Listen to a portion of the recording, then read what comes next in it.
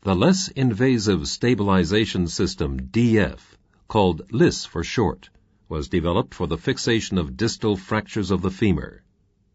The LISS DF is an internal fixator which is pre-shaped to the anatomy of the distal femur. The screw positions on the device also take into account the anatomical characteristics of this region. The screws of the LISS are inserted monocortically. They are self-drilling and self-tapping, and create a radial pre-loading in the bone. The angular stability of the system is obtained by a precisely fitting thread connection between the head of the screw and the LISS itself. The LISS DF plate is manufactured from a wrought titanium alloy. It's available in 3 different lengths, with 5 holes, 9 holes, and 13 holes, in a left and a right version. The LISS screws are available in the 26 mm length for the region of the femoral shaft, and 40, 55, 65, 75, and 85 mm lengths for the metaphyseal region. The screw hole insert can prevent the growth of tissue into the holes in the plate. Needed for assembly of the partly radiolucent insertion guide are the fixation bolt, the stabilization bolt, a drill sleeve, and a pin wrench. First, the fixation bolt is placed into the insertion guide through the central hole A. The insertion guide is fitted onto the distal end of the LISS plate by means of a 3-point fastening, and the fixation bolt is screwed in.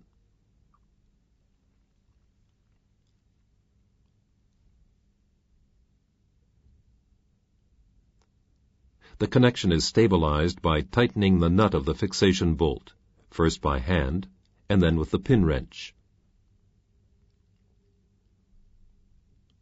To increase the stability of the connection, an additional stabilization bolt is inserted through a drill sleeve in hole B.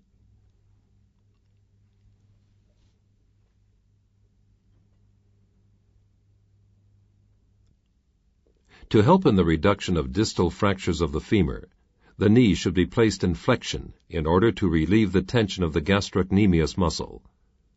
The positioning must allow radiological examination in both planes. This can be achieved either by raising the other leg so that it can be approached from the side, or if possible by lowering the other leg from the hip. For extra-articular fractures, a skin incision is made from Gerdy's tubercle about 80 mm in the proximal direction. The iliotibial tract is split. The space between the vastus lateralis and the periosteum is opened. The internal fixator can be inserted into the space between the periosteum and the muscle. The following instruments are required for application of the LISS. 2 280 mm long Kirschner wires with threaded tip, a trocar, and a drill sleeve. It's important to cool the screw during drilling with saline solution through the drill sleeve. Also needed are the pulling device, a screwdriver shaft, and the torque-limiting hexagonal screwdriver. The exercise is carried out on the intact femur where the supposed fracture is situated supracondylarly and can be stabilized with a 9-hole LISS plate. In a clinical situation, it's important for a good reduction to be performed and maintained before the LISS is applied. The LISS plate is guided through the surgical approach onto the distal femur and slid in the proximal direction, epiperiosteally beneath the vastus lateralis muscle. The exact position of the LISS plate is aligned with the condyle of the femur. The LISS plate comes to rest flat and a little anterolaterally on the condyle. After the LISS plate has been inserted, the stabilizing bolt is taken out of hole B and placed in the last hole of the LISS plate through a stab incision. The drill sleeve is secured by tightening the lateral screw on the guide. After removing the trocar, the stabilizing bolt is inserted and tightened, first by hand and then with the pin wrench. The LISS plate, together with the insertion guide, now forms a stable frame. The LISS plate is again aligned accurately on the shaft of the femur and fixed with 2 long K-wires.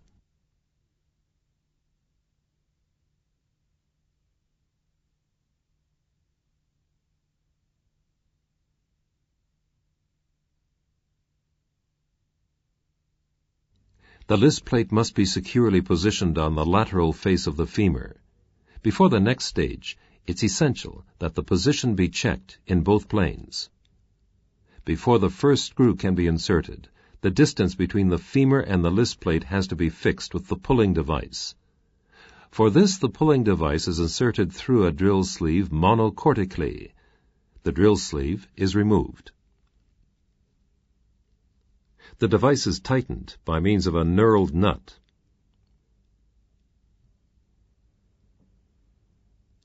If the pulling device is not used, there's a possibility that through the direct insertion of the self-drilling screw, the fragment may be dislocated and fixed in the medial direction.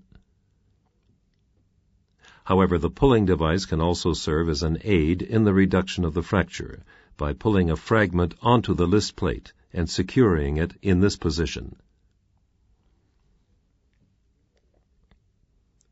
Alongside the pulling device, the first 26 mm shaft screw is inserted monocortically. The self-drilling screws are placed on the screwdriver attachment, inserted with the drill, and then tightened with the torque-limiting screwdriver. This prevents the screws from jamming due to too much torque, which would make it difficult to remove later.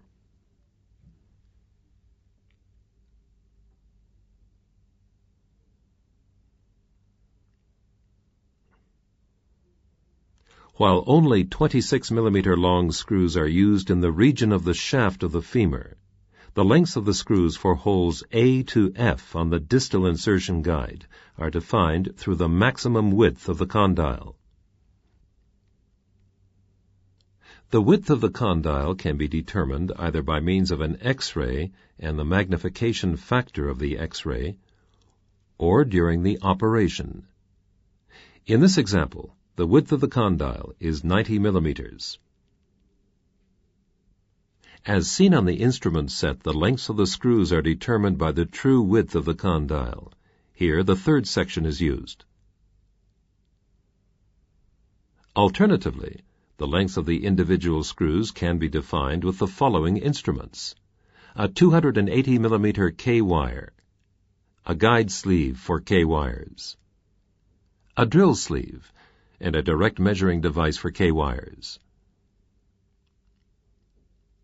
The drill sleeve and the guide sleeve are inserted into hole D.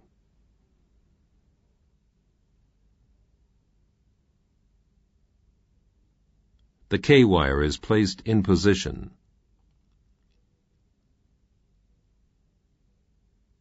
The length of the projection of the K-wire is read on the measuring device. In this example, the screw length is 65 millimeters for hole D. The 65 millimeter LISS screw is inserted. The filled screw holes can be marked on the insertion guide by the plastic stoppers. Other screw holes in the region of the condyle are filled until at least 4 screws are positioned securely in the distal fragment. A minimum of 4 screws are to be positioned in the main proximal fragment.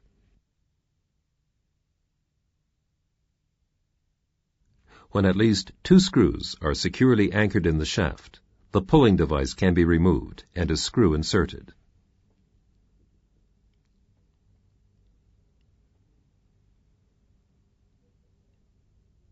For the insertion of the most proximal screw, the K-wire and the stabilizing bolt have to be removed from hole 9.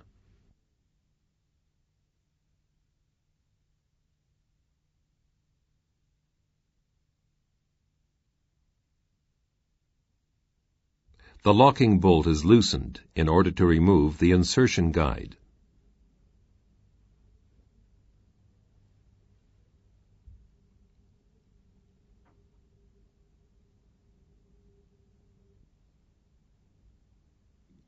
The K-wire is removed.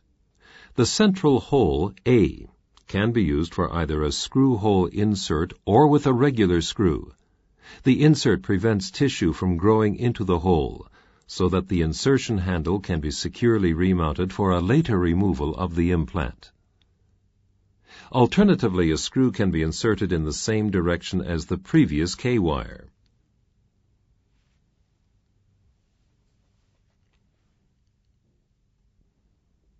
Fixation of a supradiacondylar fracture of the femur with 2 cancellous lag screws and a 9-hole LISS plate. For intra-articular fractures, an anterolateral arthrotomy, which provides good control of the reduction, is recommended.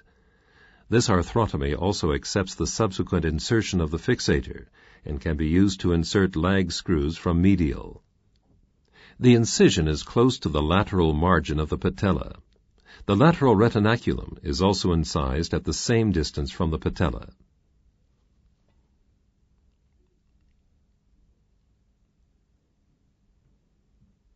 The rectus and the vastus lateralis muscle are split. The fracture is a simple diacondylar fracture. The following stages of the operation are demonstrated on the bone model without soft tissue. First, in all intra-articular fractures, the joint block is reconstructed, and then, in the second stage, aligned and fixed onto the shaft. The safety zones of the distal femur are shown. Ideally, they should be used to place lag screws, so that there is no contact with the LISS screws. These zones lie either ventral, ventrodistal, or dorsal to the later position of the LISS plate. Here once again, the possible positions of the screws are shown on the bone model. In the C1 fracture, 1 ventral and 1 dorsal position for the lag screws are used. The reduction of the joint block is first secured with 2 centrally placed K-wires.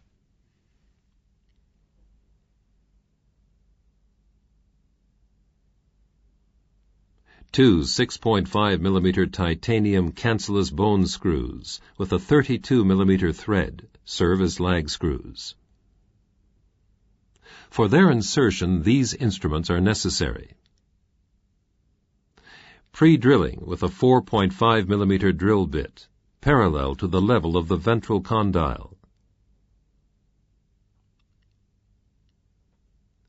Cutting of the thread and insertion of the cancellous bone screw. When both cancellous bone screws are in position, the K-wires can be removed. Now the joint block is aligned to the shaft. For easier orientation, a K-wire can be placed parallel to the joint line. It's important to have a good reduction before application of the LISS plate. In this exercise, it's fixed temporarily with 2 crossed-over K-wires. An external fixator applied anteromedially can also prove to be a very useful intraoperative aid in the reduction of the fracture. When placing the K-wires, the later position of the LISS plate has to be taken into account so that the K-wires do not interfere with the introduction of the LISS plate. The LISS plate can now be slid through the parapatellar approach under the vastus lateralis muscle and along the femur. The position of the LISS plate is secured with 2 long K-wires with threaded tip. The drill sleeve for the pulling device can now be inserted through the insertion guide. In the soft tissue model, a stab incision is made at the level of the corresponding hole and spread with a forceps.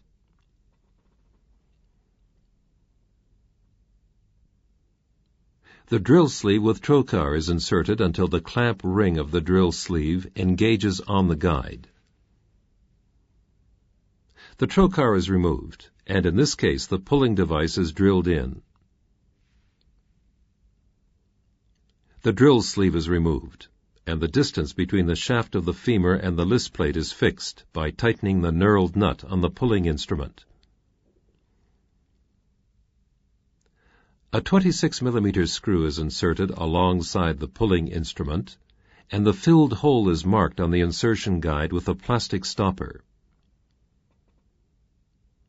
After the corresponding lengths have been determined, screws can be inserted directly into the distal fragment. However, because there is a possibility that the LISS screws will collide with the cancellous lag screws, the holes should be pre-drilled in the corresponding direction of the screws. For this, a long K-wire can be inserted through the guide sleeve in order to detect a possible collision with a lag screw in good time. If the K-wire is inserted without problems, the screw can be safely positioned. The reduction K-wires can now be removed. Now the other LISS screws are inserted as already demonstrated. It should again be pointed out that at least 4 screws per main fragment must be securely anchored in the bone.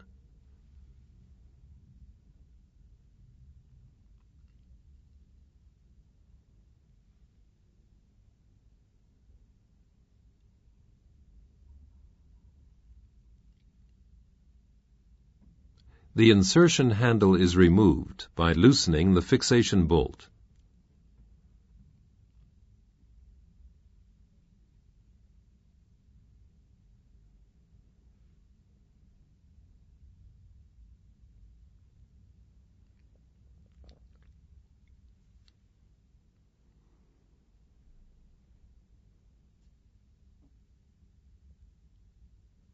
The K-wire is removed. Finally, the central hole, A, is filled with a screw hole insert.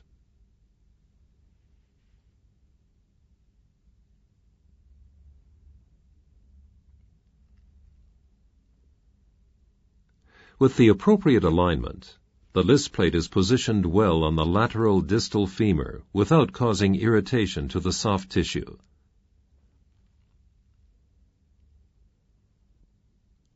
LISS periprosthetic screws.